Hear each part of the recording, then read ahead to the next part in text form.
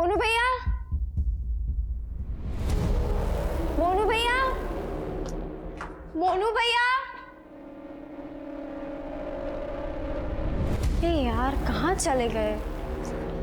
मोनू भैया, मोनू भैया, मैं कब से यार ये कहाँ?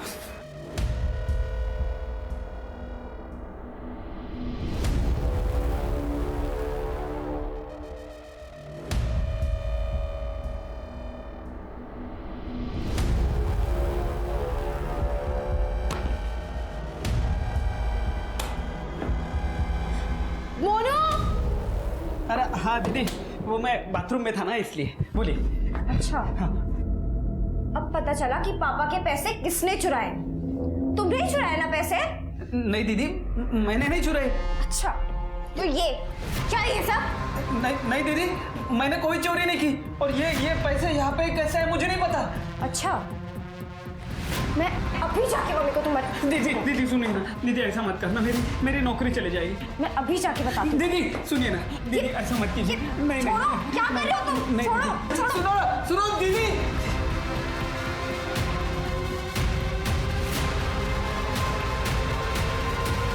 होगी आपको किसी पे शक है? मोनू सर्वेंट था हमारा, वो भी गायब है।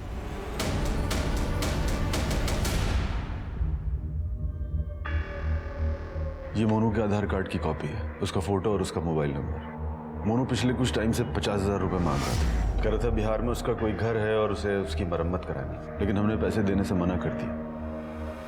उसके बाद घर से अचानक अलमारी से पैसे गायब होने लगे। हमने उससे कई बार पूछा सख्ती से, लेकिन उसने हर बार मना कर दिया कि उसने पैसे नहीं चुराए। और अब उसने मेरी गुड़िया को। शिरके, मोनू का लुकआउट नोटिस जारी करो और आसपास के सीसीटीवी में जितना भी फुटेज है सब कलेक्ट करो। ये सब करने से क्या होगा? मेरी बेटी तो वापस नहीं आएगी ना।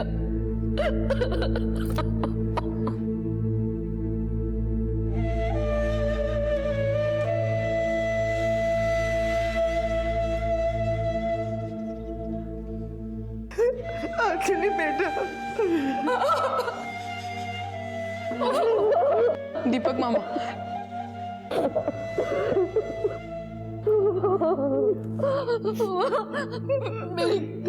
रेक्टेंगुलर कनिका के पेट पे भी है।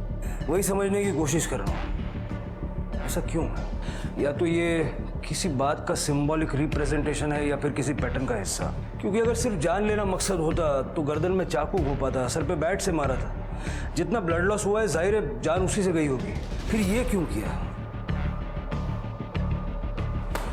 मोनू का है? सर मोनू का फोन अभी तक स्विच ऑफ है, हालांकि हमने उसे लुकआउट नोटिस पे जारी कर दिया है। सीसीटीवी? सर घर के बाहर एक कैमरा मिला है, फुटेज चेक हो रही है। जल्दी करो। ठीक है सर।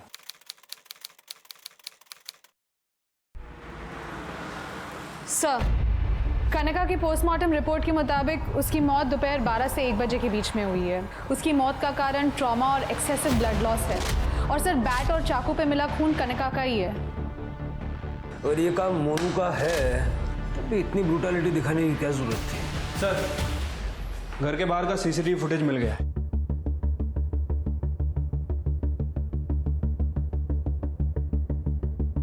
बारह 10 पे ये मोनू अपना बैग लेके घर से बाहर निकलता है और उसके कुछ मिनट के बाद ये 3 लोग घर के अंदर आते हैं। 12:25 पे ये तीनों भी घर से बाहर निकल जाते हैं और लगभग 1 बजे के आसपास कनिका की माँ और उसका भाई वापस घर में आते हैं। मतलब कातिल मोनू या इन तीनों में से ही कोई है। 12:25 से दोपहर के 1 बजे तक 35 मिनट। इन 35 मिनटों के दौरान क्या हुआ था? नहीं सर, हम नहीं जानते ये लोग कौन है। कम से कम अब तो सच बोल दो साहिल।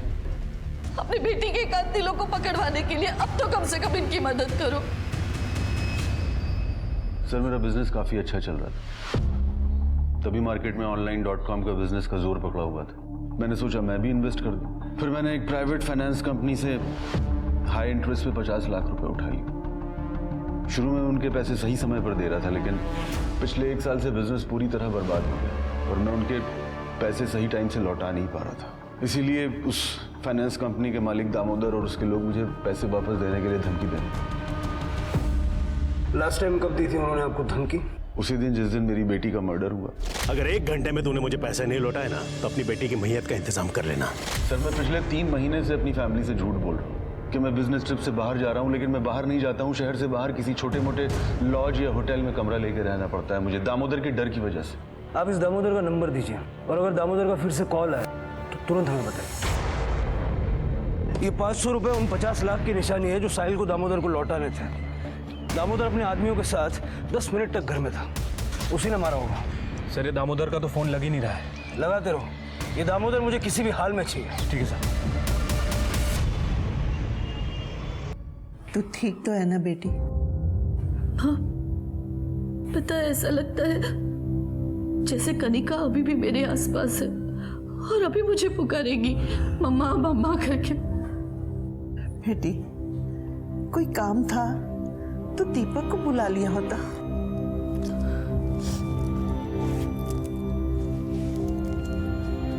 माँ ये मेरी ज्वेलरी है, आप प्लीज इसे अपने पास रखोगे? मेरे घर पे ये सेफ नहीं है। क्यों नहीं बेटा, यहाँ रख दे, मैं सब समझती हूँ। दीपक इसे संभाल के रख देना। हाँ दीदी, अब बिल्कुल टेंशन मत लो, ये यहाँ पर सेफ रहेगा।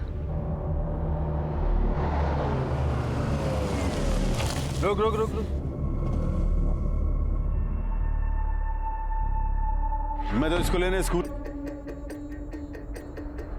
सब और ये देखिए मैसेज भी है कि अगर ये बात कनिका ने किसी को भी बताई तो दूसरा वीडियो जो बनाया है उसे वायरल कर दिया जाएगा। इस पे कनिका ने रिप्लाई भी किया है सर।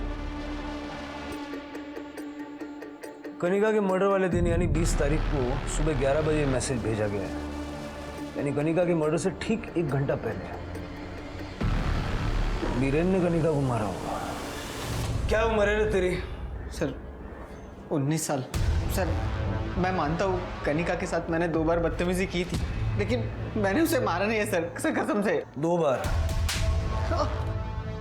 दूसरी बार कब की थी बदतमीजी? 20 तारीख को। बीरेन, तुम ये, मैं पहले बता रही, तुम छोड़ दो मुझे। रिकॉर्ड हुआ क्या? चल भाग।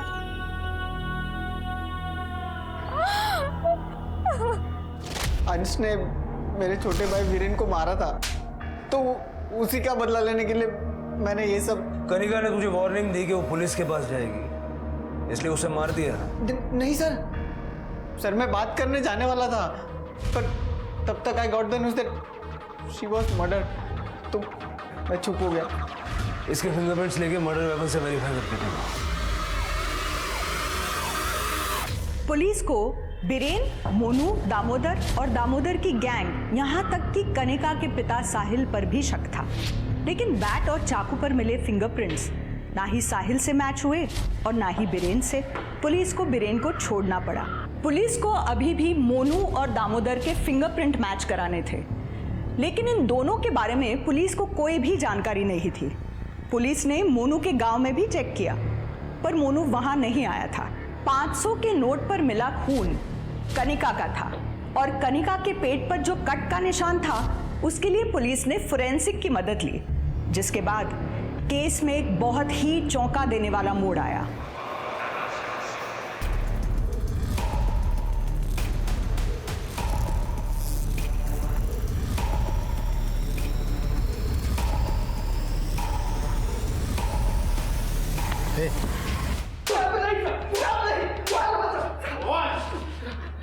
भागा क्यों था रे?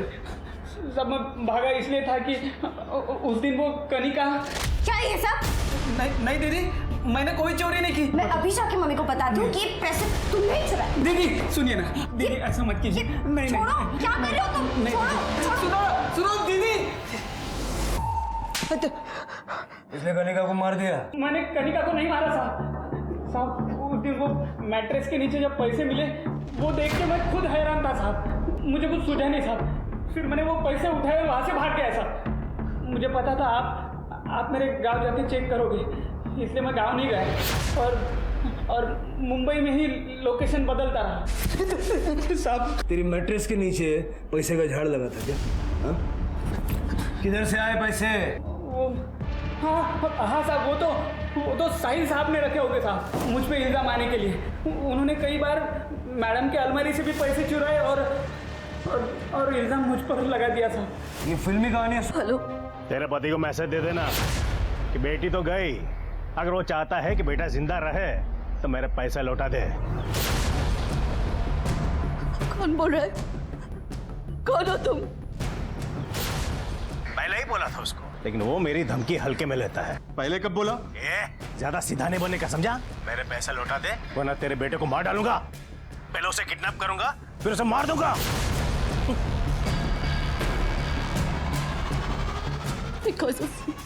Because of you we lost our daughter और अब बोलो बेटे को मारने की धमकी दे रहे। मेरा विश्वास करो। I don't believe you। पहले ऐसा कोई फोन नहीं आया था।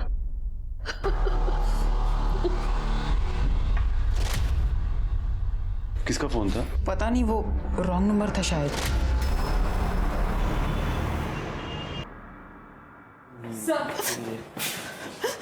सर मेरा बेटा वीरेन मिसिंग है, पता नहीं कहाँ चला गया। सर प्लीज उसे ढूंढिए प्लीज।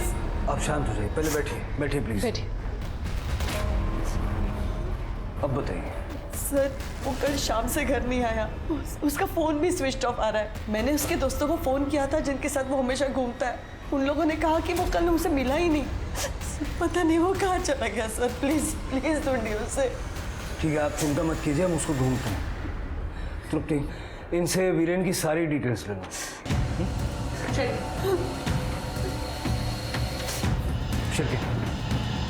मतलब कल आपने इसे देखा था? हाँ साहब। यही था वो दूसरा लड़का? हाँ साहब यही था। पक्का ही था? यही दोनों थे। सर, अंश और वीरेन ये दोनों साथ में ही थे।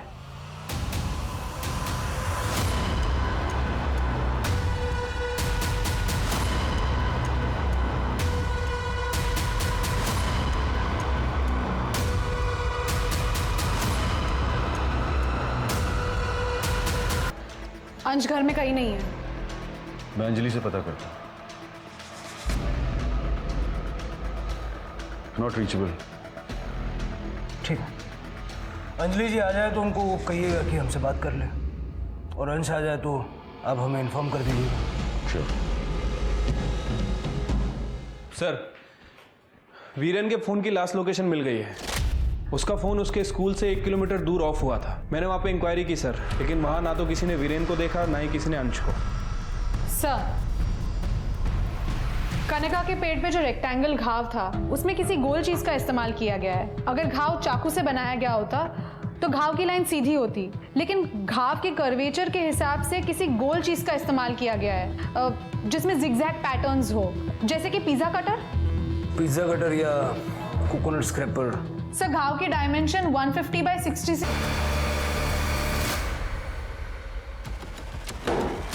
आप लोग क्या ढूंढ रहे हो?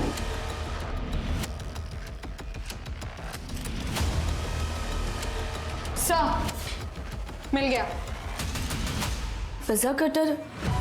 पर हमारे पास 2 पिज़्ज़ा कटर हैं। बच्चे अक्सर पिज़्ज़ा खाते हैं, वही इस्तेमाल करते हैं। कनिका को हर चीज़ सही तरीके से रखने की आदत थी। देखिए, आपकी बेटी के पेट पे जो घाव थे वो पिज्जा कटर से बनाए गए थे, और शायद कातिल ये दूसरा पिज्जा कटर अपने साथ ले गया था। तृप्ति, इस पिज्जा कटर को फॉरेंसिक में भेजो और पूरे घर में देखो दूसरा मिलता है क्या। सर, साहिल जी ने आपको बताया था हम अंश से मिलने आए थे।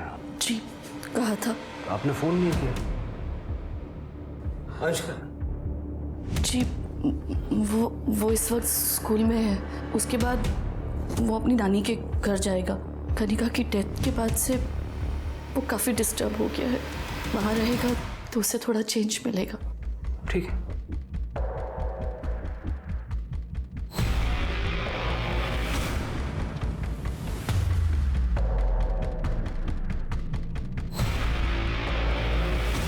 सर, पूरा घर छान मारा, लेकिन वो दूसरा पिज्जा कटर कहीं नहीं मिला है। मुझे पता था मिलेगा भी नहीं। कातिल उसे अपने साथ लेके गया है। लेकिन सर, कातिल ने बाकी के मर्डर वेपन तो यहीं छोड़े, फिर वो दूसरा पिज्जा कटर अपने साथ क्यों ले गया? स्कूल में फोन करके पता करो अंश वहाँ आया है या नहीं। ये अंजलि पे नजर रखो, मुझे लगता है वो कुछ ना कुछ छुपा दिया। ठीक है सर। आप कौन सी ज्वेलरी की बात कर रही हो दीदी? मेरी ज्वेलरी दीपक, जो मैंने तुम्हारे पास रखने दी थी। दीदी आपने मुझे कब दी ज्वेलरी और मैं आपसे क्यों लूंगा? माँ देखो ना दीपक क्या कह रहा है। ठीक ही तो कह रहा है दीपक। माँ आपने ही तो मेरी ज्वेलरी दीपक के पास रखने दी थी। अरे बेटा, लगता है तुझे कनिका के जाने का गहरा सदमा लगा है। माँ प्लीज ऐसा मत करो माँ। देखो दीदी, आपको पैसों की जरूरत है तो मैं आपको पैसे उधार दे सकता हूँ, मगर इतना बड़ा इल्जाम मुझ पर मत लगाओ दीदी। हे भगवान, अब मैं क्या करूं? अब इसे क्या हो गया? Hello sir. सर, कनिका के घर से हमें जो पिज्जा कटर मिला था उसका पैटर्न घाव से मैच नहीं करता सर। हो सकता है कि उस तरह का कोई और हथियार यूज किया गया हो। अगर हमें हथियार मिल गया ना, हम कातिल तक पहुंच जाएंगे। सर, फिंगरप्रिंट रिपोर्ट के हिसाब से बैट और चाकू पे जो फिंगरप्रिंट है वो मोनू के नहीं है। सर, दामोदर का पता चल गया, उसको उठा के लेके आए। सीधे सीधे सब कुछ बता दे। देवगा एक ठेऊन। कनिका का मर्डर मैंने नहीं किया है। अरे उसका मर्डर का नाम लेके वो गुप्ता को डराना चाहता था ताकि वो मेरा पैसा वापस दे दे। झूठ बोल रहा है तू और तेरे पंटर उस दिन उसके घर गए थे या नहीं? वो साहब गए थे ना, मैं काम मना कर रहा हूँ ताकि आपको जो मिले सब लेके आए, पर वहां तो जी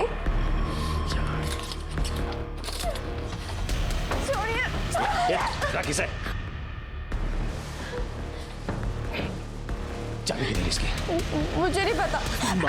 बाप की तरह शान पटी करती है। सच में नहीं पता। वहां जब पैसे नहीं मिले तो कनिका को मार दिया। साहब कितनी बड़ा सांगू, कनिका का मर्डर मैंने नहीं किया है। इसको अंदर ही रखो। अरे सर, कांस्टेबल पवार मैडम का फोन है, उनको अंजलि के बारे में कुछ बताना है। हेलो सर, दरअसल पहले मैंने आपसे झूठ कहा था। आज को किसी ने किडनैप कर लिया है और वो लोग पैसों की मांग कर रहे हैं। मुझे अलग अलग नंबर से फोन आ रहे हैं। मेरी बची कुछ ज्वेलरी बेचकर उन्हें 1.5 लाख रुपए दे चुकी हूँ, पर अब वो लोग और पैसे मांग रहे हैं। मेरी कुछ ज्वेलरी साहिल से छुपाकर अपने भाई के पास रखी थी, क्योंकि मुझे पता था कि साहिल ही पैसे और ज्वेलरी चुराकर इल्जाम मोनू पर लगाते थे। अब मेरे भाई ने मुझे धोखा दे दिया है और मेरी माँ भी उसी का साथ दे रही है। प्लीज मुझे मेरी ज्वेलरी दिला दीजिए, मुझे अपने बेटे को बचाना है। अगर उन लोगों का दोबारा फोन आया तो मैं क्या करूंगी? जिन जिन नंबर से आपको फोन आते हैं वो सारी डिटेल्स दे दीजिए। कनिका को मारने के लिए इस्तेमाल हुए मर्डर वेपन पे दामोदर और उसके गैंग के किसी भी मेंबर के फिंगरप्रिंट्स नहीं मिले। पुलिस ने दीपक को जेल भेजने की धमकी देकर अंजलि की ज्वेलरी वापस ले ली। अंजलि को आए रैंसम कॉल के बाद पुलिस ने अंजलि को कुछ मार्क किए हुए नोट दिए और पुलिस ने ब्लैकमेलर द्वारा बताई गई जगह पर छुपकर 8 घंटे तक इंतजार किया, पर ब्लैकमेलर नहीं आया। पुलिस ने ब्लैकमेलर द्वारा किए गए कॉल्स की डिटेल निकाली तो पता चला कि एक नंबर चुराए हुए हैं। मुमकिन था कि शायद किसी ने वीरेन और अंश दोनों को किडनैप किया है, या फिर वीरेन ने अंश को किडनैप किया है, या मुमकिन है कि अंश ने वीरेन को किडनैप किया है और उसके फोन का इस्तेमाल कर रहा है। इनमें से जो भी पॉसिबिलिटी हो, एक बात तो तय थी कि ये पूरा खेल वीरेन और अंश के इर्द गिर्द ही हो रहा था। अब सवाल था, सर, वीरेन की फ़ोन लोकेशन मिल गई है।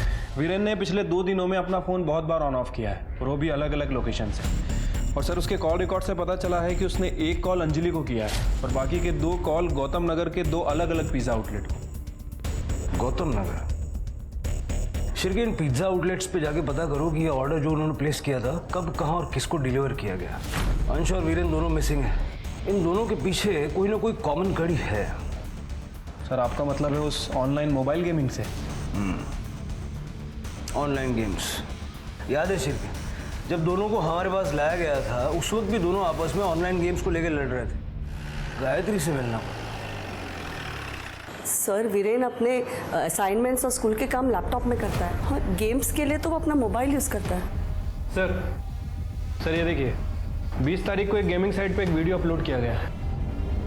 20 तारीख को कनिका का मर्डर हुआ था। जरा दिखाओ क्या है वीडियो में।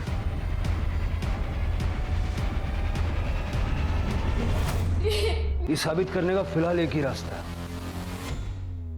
इसका मतलब जिसने भी कनिका को मारा है उसे दुकान की सीसीटीवी के बारे में पता था और इसीलिए उसने दाखिल होने के लिए पिछला रास्ता चुना। और जहां तक बात है अंश और वीरेन की, आई एम श्योर दोनों में से किसी एक ने दूसरे को किडनैप किया है अगले लेवल पे कम्पीट करने के लिए। और इससे पहले कि कोई अनहोनी हो हमें दोनों को ढूंढना पड़ेगा। सर, गायत्री के घर में हमें जो पिज्जा कटर मिला था उसमें ब्लड के कोई भी ट्रेसेस नहीं मिले। हेलो, कहाँ पे? ठीक है सर, गौतम नगर के पिज़्ज़ा आउटलेट का फ़ोन था। उन्होंने कहा है कि उन्होंने पिज़्ज़ा 1 किलोमीटर के रेडियस में डिलीवर किया था और दोनों बार पिज़्ज़ा रिसीव करने कोई लड़का आया था जिसने कैप पहनी हुई थी। कहीं ये दोनों तो डिलीवरी नहीं ले रहे? दोनों बहुत होशियारी से काम ले रहे हैं। सर, वीरेन का फोन फिर से ऑन हुआ है पिज़्ज़ा का ऑर्डर देने के लिए और डिलीवरी डीएन नगर के बस स्टॉप पे मंगवाई है। पिज्ज़ा वालों को बोलो जब तक हम नहीं पहुंचते डिलीवरी होनी नहीं चाहिए। सर।